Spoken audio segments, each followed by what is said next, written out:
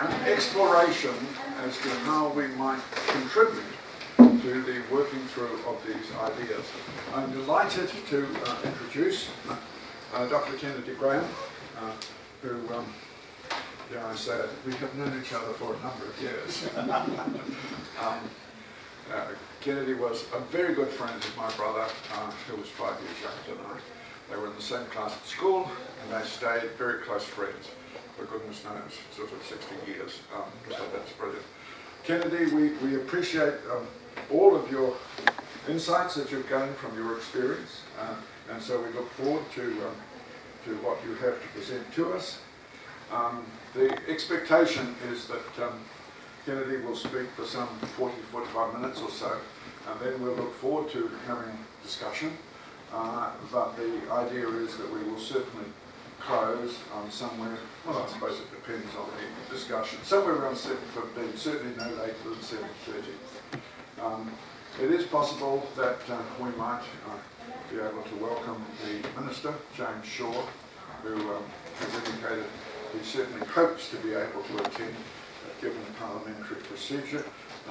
Sometimes that's possible, sometimes it's not. Kennedy, over to you. Thank you. Kia ora, and thank you, Barry, and thank you to all of you for the invitation to come tonight. And my wife Marilyn at the back there is with me, and we're delighted to be here. It's certainly not the first time we've been in St Andrews. And we have been calling ourselves Wellingtonians for quite a long time. But we have to confess that we just sold our apartment in Wellington a month ago, almost more or less to the day. And we're on Waiheke, where we've had a house for a long time. And now we're 100% Waihekians. For the month, we're down here to Wellington for a couple of days. So it's delightful to be here, and thank you again. And Barry had approached me and said, would I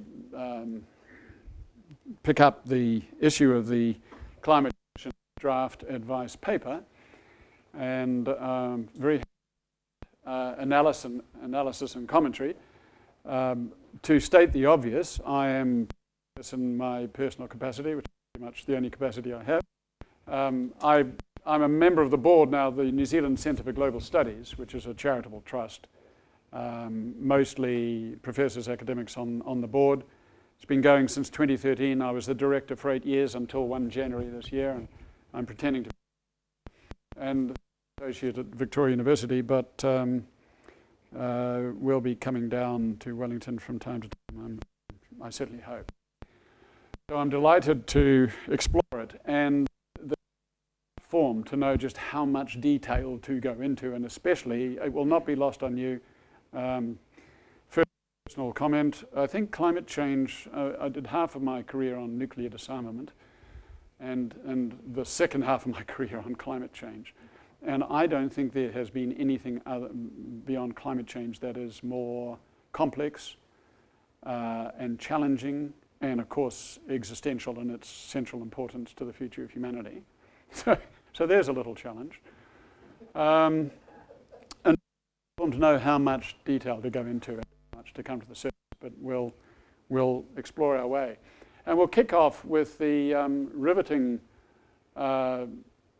exposition from UNEP, UN Environment, which puts out an annual report on the emissions gap. And we're not talking about 2050 here, we're talking about 2030.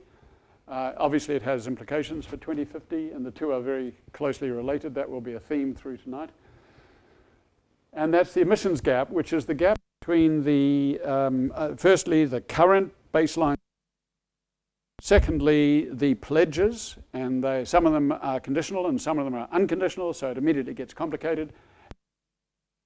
The plunging line as to what is required in terms of billions of tons of CO2 equivalent, and I presume we all know gases and CO2 equivalent. CO2 is the main gas, but it's all other gases can be equivalent, so we get a comparable figure based on a 100-year time period by and large.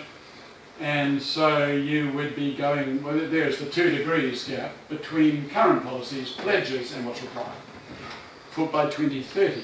And there's two there's, one is 2030, one is 2025, and both of those have 2 degrees and 1.5 degrees. So that gives you an idea. And the short story here is that, and we're concentrating on 1.5 because at Cancun in 2010, 2 degrees came in as the global goal. That was 2010. In 2015, it was 2 degrees. We will do 2 degrees and pursue efforts for 1.5 degrees. And subsequent to 2015, in 2016 and thereafter, and especially in 2018 when the IPCC produced its 1.5 degree report, the focus is on 1.5, because as the years go by, the more we begin to realise it's got to go down. And it's got to be more and more ambitious. And so it's 1.5 is the one we're looking at here, and that's the one that the New Zealand government has adopted in its Amendment Act, the Zero Carbon Amendment Act, in 2019. So that's the figure there for 1.5, 2020, the gap. And the short story is that it's between 23 and 27 gigatons gap between what we say we're going to do as 197 states parties and what the requirement is. So we've got a long way to go. There we're going up and up and up, and we're going to go down, down, down 2030 and then off to 2050 here. So that's the global context in which every country, with its common but differentiated responsibilities, CBDR, and the latest phrase, different national circumstances. And we won't go into the diplomatic nuances of those, but those each country has to look at that and just decide where it sits in improving, quote, the highest possible ambition, country by country, according to different national circumstances. So that's the global context, and we now will start to look at New Zealand. And the overview, we'll look at the report, description and analysis. We'll look at the broader context in which the report sits, both the scientific context and the political context, and the conclusions, some conclusions. And then we'll go into, and this stuff here is really very much my own thinking taken from the report in the context, application of principles, and the results of the principles applied for our current targets. And we'll see where that leads us. So the report, the description of the report. Now, I don't know how much you've had a chance to look at the report. We look at the time frame, the terms of reference, and the content of the report. And as we can see, it came out, well, the evidence report came out on 26 January. It's only 650 pages. And if that's not enough, there is a database on which the evidence report sits. And if you want to go into the database, come with me, but have deep sea diving equipment. And then the draft report came out on 31 January. It's 180 pages. And it's readable. I find it riveting. I kind of dream about it. Consultation is now 1 February to 20, as of this morning, 28 March. It was 14. Got another 2 weeks. Yes. And then the final report, the Commission, in the light of consultation, the Commission will come out with the final report on 31 May. And that's the Commission's advice to the Minister, not to Parliament, to the Minister. And so it's very much the executive branch. And that was a point of critique at the time of the Act, whether it should be to the Parliament or to the Minister. It was decided to keep it to the executive.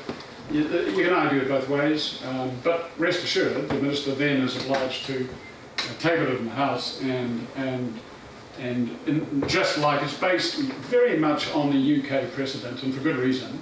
Back in 2008, the British really led the way with their Act, cross-party, Conservative, Labour, and have the most extraordinarily capable constitutional legislative procedure for interaction between what they call the committee and the government, Parliament, back to the committee, back and so on. And we can explore that, but the New Zealand one is sitting and reflecting pretty closely, not identical, but closely enough to the British one. So from May to December, it's with the minister and the government. And they have to, if they disagree, they have to explain publicly why on the British precedent. And the Commission gets a chance to respond. And it's all public. And then ultimately the decision rests with the Minister and obviously Cabinet, the government, to emerge with the emissions reduction plan for on 31 December for the future. So this is the terms of reference for the Commission, and it's all resting on the 2019 Act.